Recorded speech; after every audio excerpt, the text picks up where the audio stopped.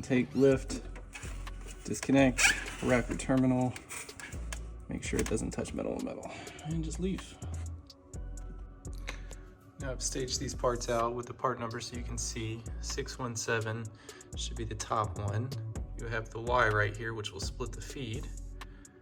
And then 611 will be the left-hand side pump or the passenger side pump. And then 635 will be this long one that you're gonna snake all the way under here and run all the way to here.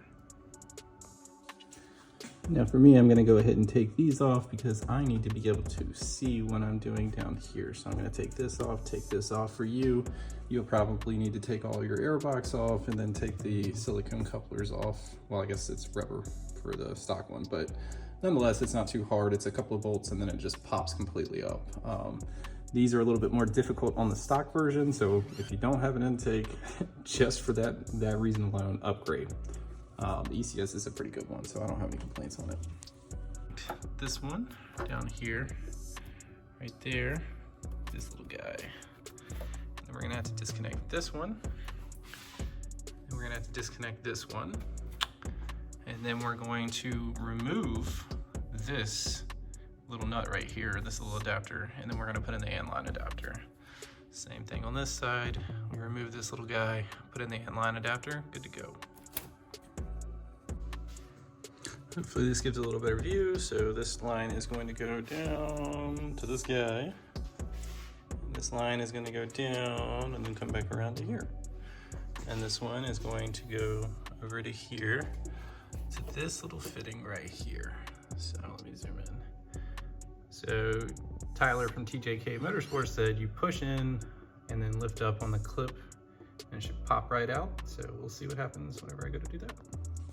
So I've gone ahead and put microfiber cloths beneath everything to go ahead and get ready to disconnect the line. So that should enable us to do it. So Tyler's method is to break this one off completely, obviously, because we need to change that one. But to take this, disconnect this, or loosen it up completely, take the double square bolts out here, disconnect that bad boy down there, which is not gonna be fun, and then pull the whole high pressure fuel pump out.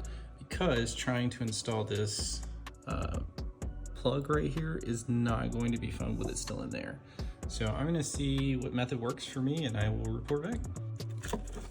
Go ahead and remove this on the passenger side so you can get your wrench into here, because if not, it's just gonna be not fun. So all you have to do on that is press down a little bit and pull back, like towards the back of the connector, this little white tab, and you'll feel it start to pull with it. It'll click outwards. So this one is a good one if you want to practice without breaking that one. You literally just pull it this way and it'll go click, and then you just pull it out with it.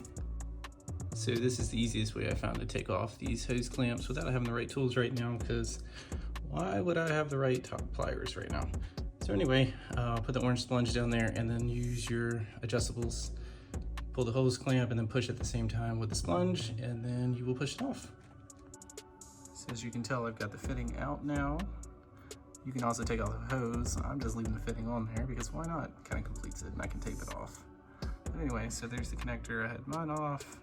I also moved the coolant lines out of their connectors so I could just spin the wrench, but other than that, pretty simple. So as you can tell, I've just removed the fitting rather than sitting there trying to pull that off the hose, because that one was being very problematic. It twisting just fine, but would not come off. So the hell with it.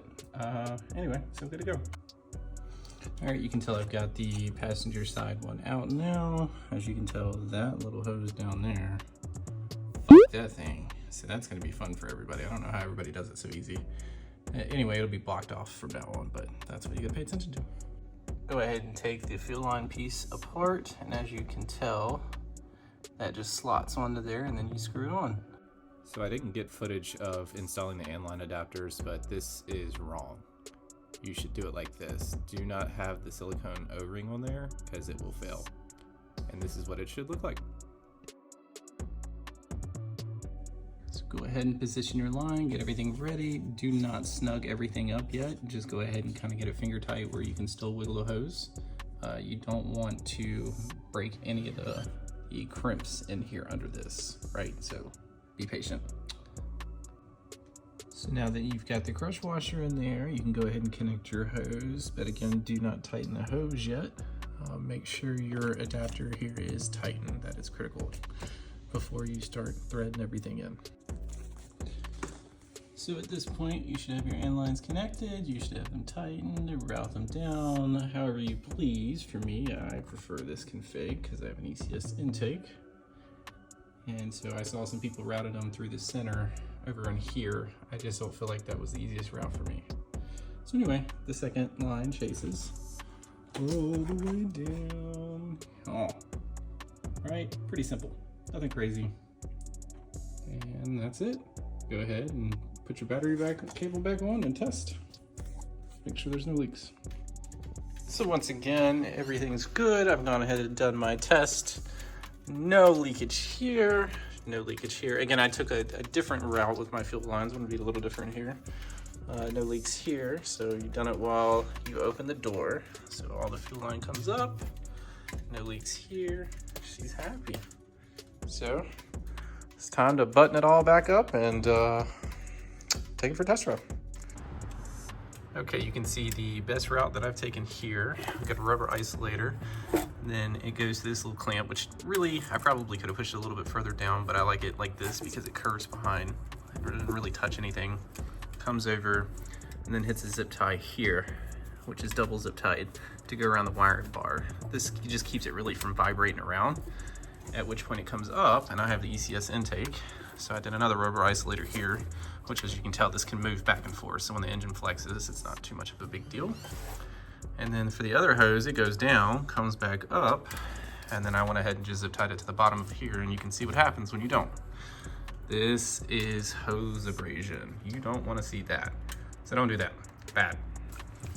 Anyway, so make sure everything's buttoned up.